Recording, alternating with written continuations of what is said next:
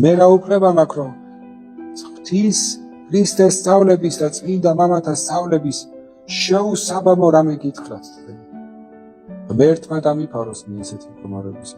კი ადამიანი ვარ შეიძლება შემეშალოს მაგრამ ის ამიმართულად თუ არ გავაკეთებ ამას მაშინ რაღა თვიდა აღდლობა რა თვიდა ან მონაზვნობა რა თვიდა თუ მე იმაზე ვიფიქრე ადამიანი როგორ გავამწა და როგორ დავაბგო. ასე რომ ყველამ ჩავიხედოთ ჩვენს გულებში ყველამ ჩავიხედოთ და იქ თუ დავინახავთ ერთი ადამიანის მიმართ მაინც სიძულვილს, აგრესიას, სისხლს, მიუღებლობას იცოდეთ რომ ჯერ ძალიან შორს ვართ ქრისტესთან. ეს და ღმერთმა გითხრას რომ იქ იყავი შედალოცვილო შენ და ნუ თუ ვერ მიხვდი რა უნდა გაკეთებ.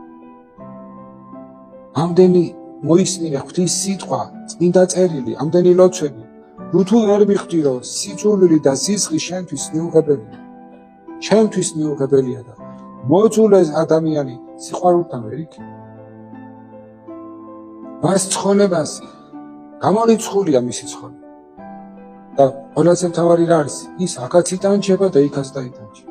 აქ იმიტომ იტანჯება რომ სიძულვილი და სისხლი ანადგურებს და იქ იმიტომ დაიტანჯება რომ ქრისტესთან სიყვარულთან და სიყვარულთან ხო დაიტანჯება.